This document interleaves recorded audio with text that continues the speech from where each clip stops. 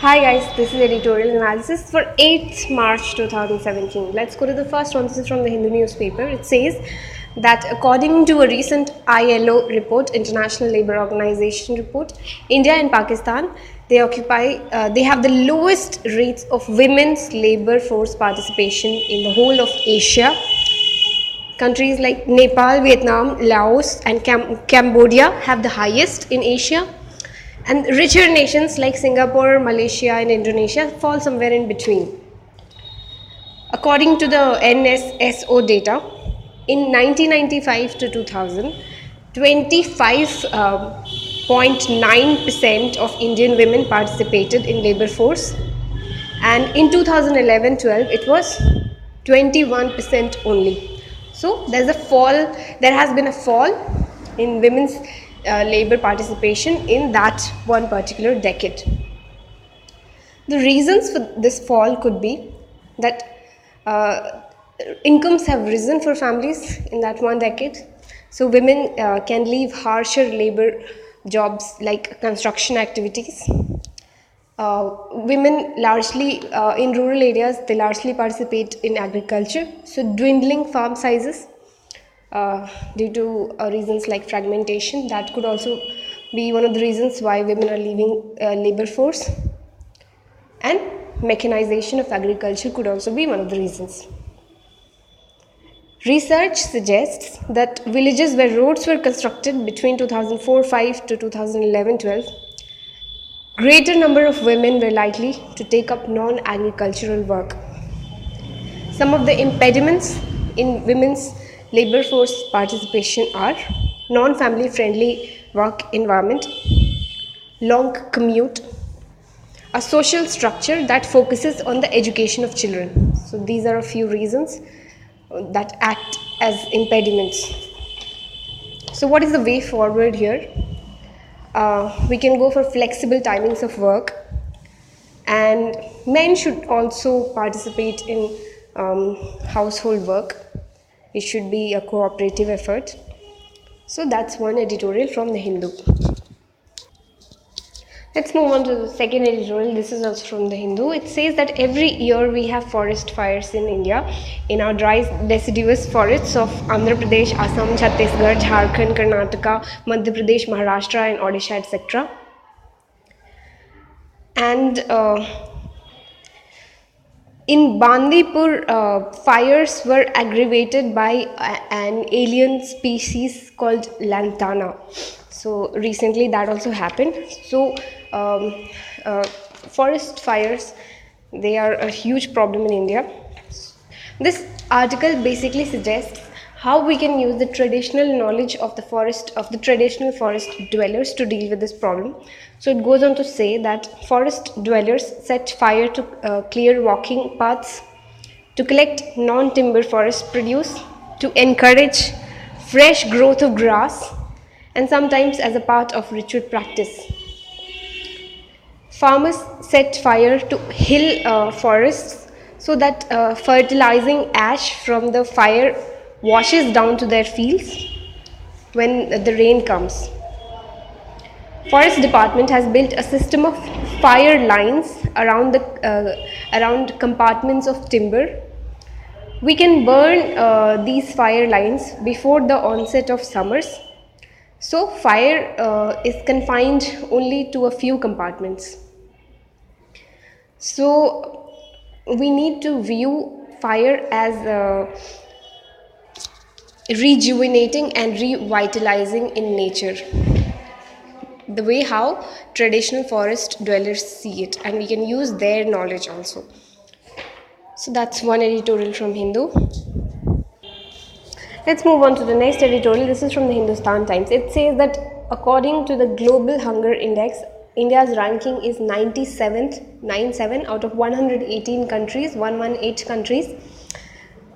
And this happened despite the fact that we are one of the largest producers of fruits and vegetables in the entire world. We also have something called hidden hunger. Now, hidden hunger is, when what you eat it looks like it's a huge quantity, but it misses the crucial vitamins and minerals that are needed in our diet. So that is called hidden hunger. Now, India has 70% of the anemic preschool children in the world, 59% anemic pregnant women, and 24% of anemic men of the entire world. Research shows that iron deficiency anemia results in 8 points lower IQ in children. So that is the price that we are paying of iron deficiency in India. We have deficiencies in vitamin B, zinc, vitamin D, etc. These deficiencies are prevalent and they have a devastating impact of impaired cognitive and motor development among children, growth retardation, reduced immune responses, less capacity to do physical work, and increased mortality and morbidity amongst mothers and newborns. So what is the way forward here? We can go for something called food fortification. Food fortification is basically it's the addition of minute quantities of missing vitamins and minerals in our diet to commonly consumed food articles such as rice, wheat flour, salt, milk, etc.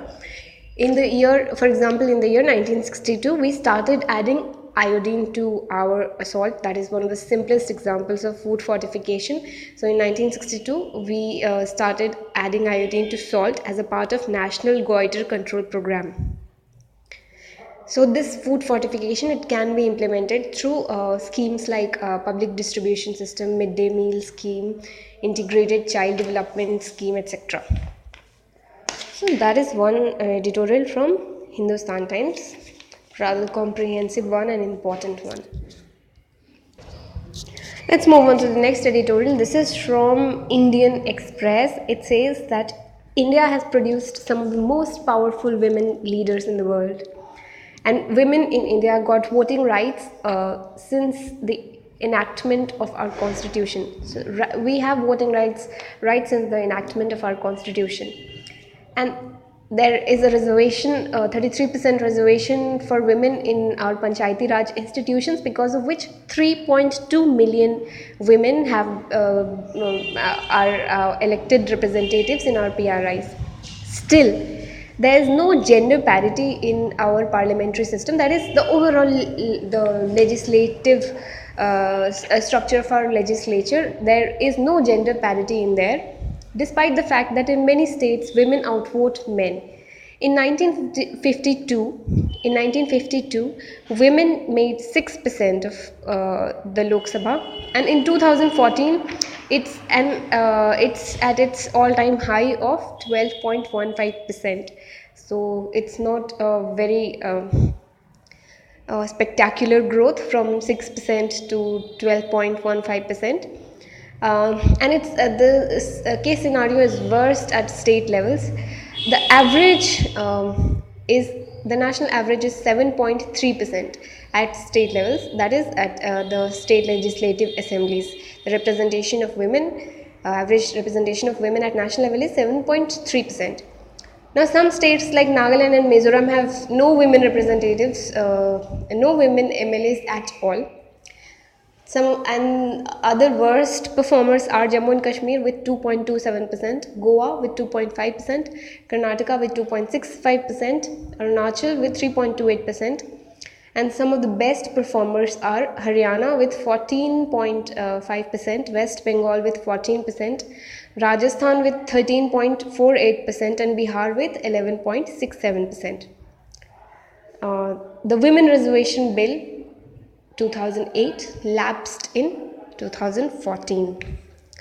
So, not so impressive editorials on Women's Day. So that's it for 8th March 2017. Thank you.